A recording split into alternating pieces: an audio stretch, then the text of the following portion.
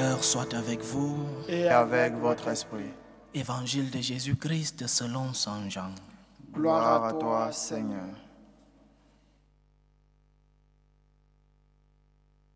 En ce temps-là, Jésus disait à la foule, « Moi je suis le pain vivant qui est descendu du ciel. Si quelqu'un mange de ce pain, il vivra éternellement. Le pain que je donnerai, c'est ma chair, donnée pour la vie du monde. » Les Juifs se querellaient entre eux. Comment celui-là peut-il nous donner sa chair à manger? Jésus leur dit alors, « Amen, amen, je vous le dis. Si vous ne mangez pas la chair du Fils de l'homme, et si vous ne buvez pas son sang, vous n'avez pas la vie en vous. Celui qui mange ma chair et boit mon sang a la vie éternelle. Et moi je le ressusciterai au dernier jour. En effet, ma chair est la vraie nourriture, et mon sang est la vraie boisson. Celui qui mange ma chair et boit mon sang demeure en moi, et moi je demeure en lui. De même que le Père qui est vivant m'a envoyé, et que moi je vis par le Père, de même celui qui me mange, lui aussi, vivra par moi. Tel est le pain qui est descendu du ciel. Il n'est pas comme celui que les pères ont mangé. Eux, ils sont morts. Celui qui mange ce pain vivra éternellement. » Acclamons la parole de Dieu. Louange à toi, Seigneur Jésus.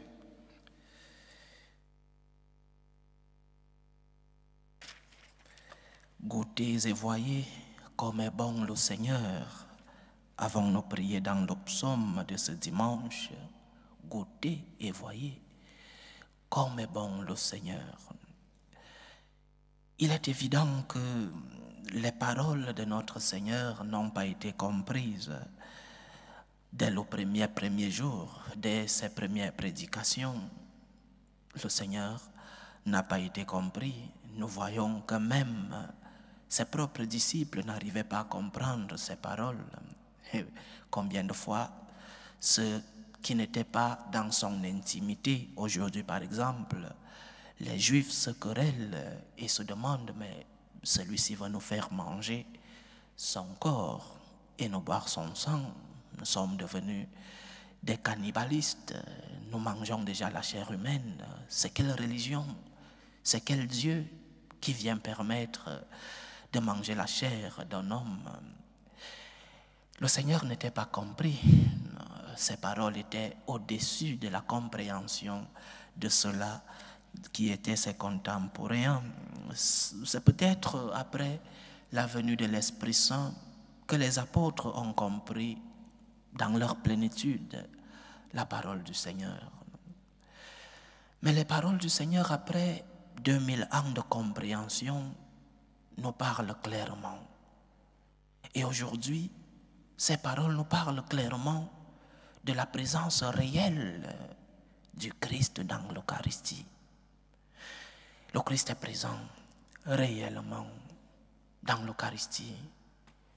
Et non seulement cela, sinon aussi que pour pouvoir avoir la vie, une vie ici sur la terre, une vie pleine sur la terre, une vie heureuse, une vie de félicité, une vie de bonheur sur la terre, nous devons être en intimité avec l'Eucharistie. Si nous voyons l'Eucharistie comme un symbole, comme si le Christ aurait dit « Prenez et mangez-en tous, car ceci est comme si c'était mon corps », alors nous n'entrerons pas dans l'intimité avec l'Eucharistie. Le Christ est réellement présent. Il dit « Je suis le pain de la vie, je suis le pain vivant ». Un morceau de pain normal n'est pas vivant. Un morceau de pain sur ta table n'est pas vivant. Un morceau de pain, même à l'autel du Seigneur, n'est pas vivant. Le Christ est présent, il est vivant dans l'Eucharistie. Présence réelle et sacramentelle, vu que c'est un sacrement, signe visible de la grâce invisible de Dieu. Donc le Christ est réellement présent. Et c'est lorsque nous comprenons cette présence réelle que nous pourrons entrer en intimité avec le Seigneur présent au milieu de nous. Celui qui mange ma chair et boit mon sang à la vie ici sur la terre et à la vie éternelle. L'Eucharistie, c'est une semence qui nous prépare la vie éternelle, mais une semence vivante déjà sur la terre. Lorsque nous sommes en intimité avec l'Eucharistie, lorsque nous sommes en communion avec ce Christ présent au milieu de nous, je répète, nous expérimentons cette félicité sur la terre. Nous expérimentons ce bonheur sur la terre, cette plénitude du Seigneur en nous ici sur la terre. Et nous préparons une place pour la vie éternelle. Je crois que c'est cela le point de départ de notre foi en l'Eucharistie. La présence réelle du Seigneur. Et que cette présence réelle n'est pas une présence inutile. Elle n'est pas une présence inefficace, ni une présence inopérante.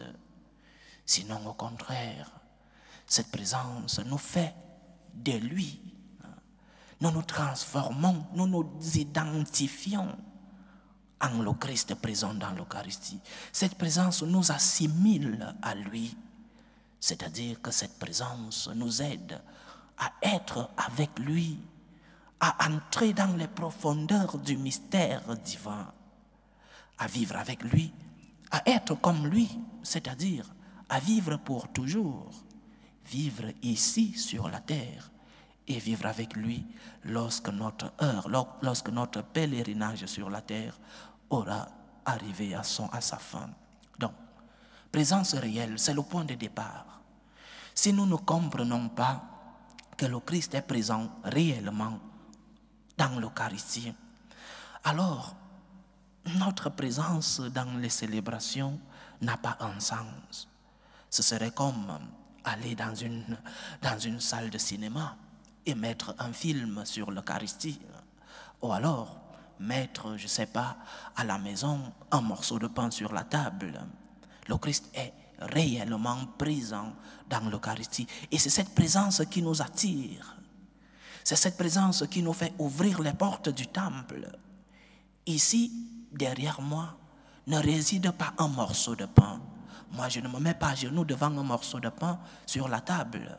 Je me mets à genoux devant une personne qui est Dieu. Mais ce Dieu qui a accepté de rester dans un morceau de pain. Je ne sais pas si nous comprenons la nuance. Je ne me mets pas à genoux comme chrétien devant un morceau de pain. Je ne vais pas à la boulangerie et je vois des morceaux de pain et je me mets à genoux. Je me mets à genoux devant une personne qui a accepté, par amour pour moi, il a accepté de rester proche de moi. Il a accepté de rester dans un morceau de pain qui, par les paroles du prêtre, se transforme. Ce que nous appelons la transubstantiation. Le triste, par les paroles du prêtre, le pain se transforme en corps et le vin se transforme en sang de notre Seigneur. Présence réelle et sacramentelle du Christ dans l'Eucharistie. Ceci dit, une grande question se pose. Lorsque nous avons déjà dit cela, lorsque nous avons dit que le Christ est présent réellement et sacramentellement dans l'Eucharistie, une grande question se pose. Tout le monde a-t-il accès à ce pain de vie? Tout le monde a-t-il accès à ce pain de vie? Et il faut répondre par un oui définitif. Personne n'est exclu sous aucun motif de l'Eucharistie. Personne n'est exclu. Il est le pain vivant. Il est le pain qui nous donne à tous la vie éternelle. Alors nous devons dire oui, un oui définitif. L'Église n'exclut pas des personnes à la réception de l'Eucharistie. L'Église n'exclut personne à l'accès à ce pain de vie, quels que soient les motifs. Mais ce que l'Église fait, c'est d'orienter vers les conditions pour pouvoir recevoir le pain de la vie. Tout le monde a donc d'égales conditions pour accepter, pour accéder à ce grand trésor du pain qui nous donne la vie, du corps et du sang de notre Seigneur. Nous avons tous d'égales conditions pour pouvoir recevoir la communion. Maintenant, il y a des conditions qu'il faut respecter pour avoir accès à ce trésor. Il y a des conditions que nous devons remplir. Pape, évêque, prêtre, diacre, laïc, nous avons tous des conditions et les mêmes conditions qu'il faut remplir. Il n'y a pas de conditions pour le pape et les conditions pour le laïc dans mon village.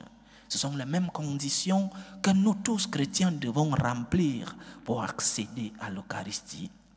Le Christ lui-même l'a dit, ce n'est pas celui qui crie Seigneur, Seigneur, mais celui qui fait la volonté de mon Père. Donc il y a une condition, celui qui fait la volonté, pas celui qui crie Seigneur, Seigneur, pas celui qui vient simplement se mettre à genoux à l'église, pas celui qui se dit chrétien, mais celui qui fait la volonté. C'est ça la condition. Pour pouvoir recevoir l'Eucharistie, faire la volonté. C'est-à-dire que nous ne pouvons pas être en communion avec quelqu'un. Recevoir la communion, c'est cela. Nous ne pouvons pas être en communion avec quelqu'un si nous sommes fâchés contre cette personne ou si cette personne est fâchée contre nous. Nous ne pouvons pas être en amitié et venir recevoir le Christ si nous avons offensé. C'est le bon sens, même dans notre vie, dans nos relations personnelles et humaines, lorsqu'il n'y a pas de communion, c'est-à-dire lorsqu'il n'y a pas d'amitié, alors il y a un pas que nous devons faire avant de revenir à la réconciliation, la demande de pardon. Tu ne peux pas embrasser quelqu'un alors que vous n'êtes pas en amitié, en communion. Le Christ nous donne donc des conditions pour pouvoir le recevoir comme personne, pas comme un morceau de pain. Un morceau de pain ne met aucune condition pour être mangé. Mais le Christ nous pose des conditions pour pouvoir le recevoir comme personne. La seule condition pour manger un morceau de pain, c'est d'aller à la boulangerie et déposer une pièce d'argent. Avec le Christ, comme personne, nous avons des conditions pour pouvoir le recevoir. Donc, nous avons tous accès à l'Eucharistie, oui. Mais nous devons aussi tous remplir les conditions que le Christ lui-même a posées. C'est-à-dire que nous ne pouvons pas recevoir le Christ si nous sommes en désunion avec lui, si nous offensons le Christ, si nous sommes en situation de péché. Il n'y a pas de communion lorsqu'il y a offense. Je répète, même dans nos relations personnelles, il n'y a pas de communion lorsqu'il y a offense. Nous avons rompu la communion et donc en rompant cette communion, nous ne pouvons pas recevoir le corps et le sang du Christ. La communion ne peut donc être donnée qu'à ceux qui sont en communion avec le Seigneur, avec la personne réelle qu'est le Christ. Si tu as droit à déposer ta pièce à la boulangerie et de recevoir un morceau de pain, tu n'as pas le droit de venir parce que tu as donné une pièce à la quête et de recevoir la communion. Le Christ est une personne et le Christ a posé des conditions pour que tu puisses le recevoir. Donc, nous avons tous accès à la communion, oui, mais nous avons tous reçu des conditions pour pouvoir avoir accès à cette personne qui est notre Seigneur et qui est resté par amour pour nous. Et si nous aimons vraiment le Christ, si nous aimons vraiment Dieu, nous ne nous approchons pas vers lui en sachant que nous l'avons offensé. Nous n'allons pas recevoir quelqu'un alors que nous sommes en inimitié avec lui. Nous n'allons pas recevoir le Christ alors que nous ne sommes pas en intimité et en communion avec lui. C'est cela, même dans nos relations. Prenons un exemple, l'exemple dans les relations conjugales. Un homme qui a offensé sa femme ou une femme qui a offensé son homme, avant toute autre relation, il y a réconciliation.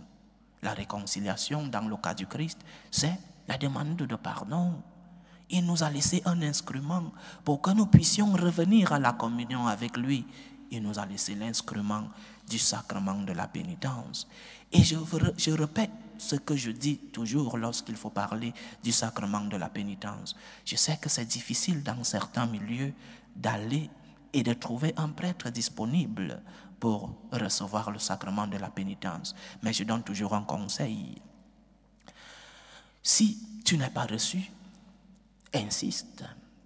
Si le prêtre ne te donne pas ce sacrement, par amour pour le Seigneur, il te le donnera parce que tu as insisté et parce que tu déranges. Tu recevras le sacrement de la pénitence. Donc, n'allons pas offenser le Christ en le recevant, en étant en inimitié avec lui.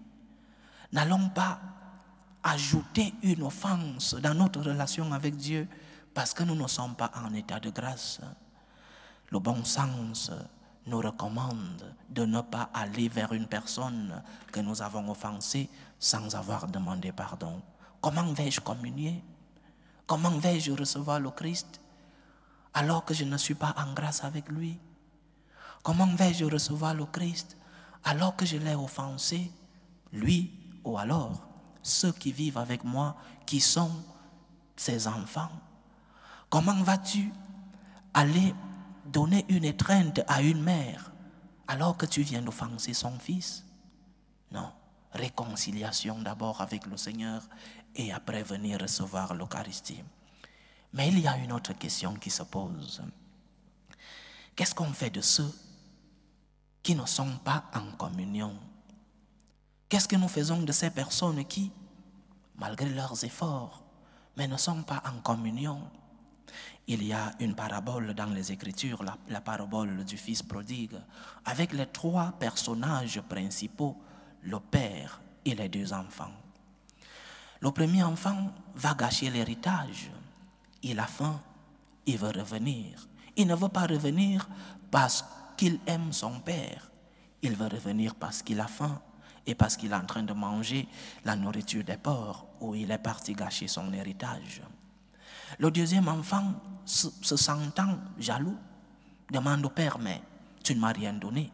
Depuis que je vis avec toi, tu n'as jamais organisé une fête pour moi. Mais comme ce fils est revenu, mais le père avec miséricorde ouvre les portes en sachant que cet enfant ne revient pas par amour, mais par intérêt, et lui ouvre les portes de sa maison. Donc, rentrons vers le Seigneur. Les portes de l'Église sont ouvertes à tout le monde. Les portes de l'Église sont ouvertes à tout le monde. Personne n'est excommunié parce qu'il vit dans une situation, je ne sais pas, matrimoniale, qui n'est pas cohérente avec la foi. Tu n'es pas excommunié parce que tu t'es marié et tu t'es remarié. Tu n'es pas excommunié. Tu n'es pas excommunié. Les portes de l'Église te sont ouvertes. Mais tu sais qu'il y a une condition à remplir. Par amour pour le Christ, ne t'approche pas du Seigneur. Par amour pour lui. Le pape François parlait justement de cela. Personne n'est excommunié de l'Église. Il y a des situations dans la vie de chacun d'entre nous qui nous poussent à être pas en état de grâce, qui nous font avoir un statut dans la vie qui n'est pas compatible à la réception de la communion. Humilité. Seigneur, je sais que je ne suis pas digne de te recevoir et personne n'est digne de recevoir le Christ. Seigneur, aide-moi à ne pas m'approcher de toi. Seigneur, aide-moi à régulariser ma situation ou alors à pouvoir accepter que je ne dois pas te recevoir parce que mon statut ne me le permet pas. Donc, chers frères et sœurs, goûtez et voyez comme est bon le Seigneur. Goûtez et voyez. Le Seigneur, dans son infinie miséricorde et dans son amour, dans sa bonté, a voulu rester dans l'Eucharistie pour être proche de nous, pour nous consoler, pour nous fortifier, pour résoudre nos problèmes. Il a voulu nous donner la vie ici sur la terre, la félicité ici sur la terre. Il a voulu semer en nous par l'Eucharistie la semence de la vie éternelle. Il est présent dans l'Eucharistie. Allons vers lui en étant en communion avec lui, c'est-à-dire en étant en grâce du Seigneur. Allons vers lui en lui donnant l'amour qu'il nous a déjà donné. Eucharistie, c'est action de grâce. Allons vers le Seigneur en lui disant merci pour les bienfaits que nous avons déjà reçus de lui, mais en sachant qu'il est une personne et qu'il a mis des conditions pour que nous puissions le recevoir. Si nous n'arrivons pas à respecter ces conditions, ne nous approchons pas de lui. Il est une personne, il est Dieu. Loué soit Jésus-Christ. À jamais.